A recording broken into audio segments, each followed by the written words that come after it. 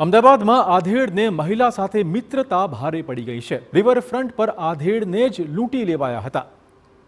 અમદાવાદમાં લૂંટની વિચિત્ર ઘટના સામે આવી, જેમાં આધેડને મહિલાની સાથેની મિત્રતા ભારે પડી। રિવરફ્રન્ટ પર ફરિયાદીને તેમની મહિલા મિત્રએ ફોન કરી બોલાવ્યા।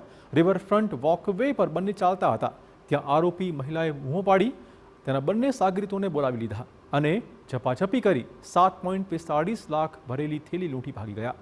સમગ્ર મામલે પોલીસનો સંપર્ક થતા પોલીસે ફરિયાદ નોંધાવીને રિવરફ્રન્ટ ઈસ્ટ પોલીસે ગુનો દાખલ કરી 3 આરોપી પકડી પાડ્યા છે।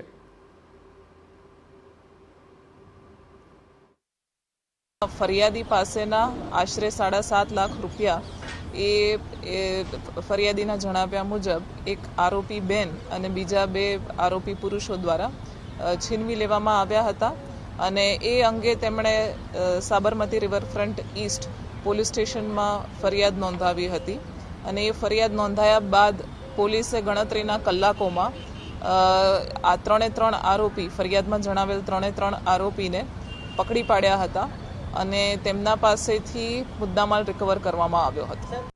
તો પોલીસ તપાસમાં સામે આવ્યું કે ફરિયાદીએ 6 માસ પહેલા ઓઢવ સ્થિત મકાન વેચ્યું હતું।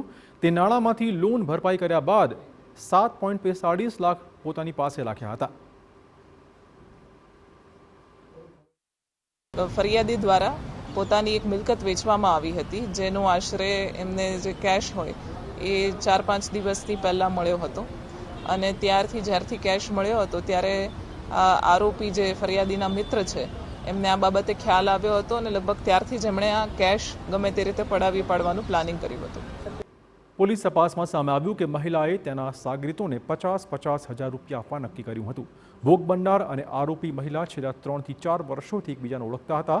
મહિલા આર્થિક ભીંસમાં હોવાથી તેના સાગરીતો મારફતે લૂંટનો પ્લાન ઘડ્યો હતો। પોલીસે સમગ્ર મામલે વધુ કાર્યવાહી શરૂ કરી છે।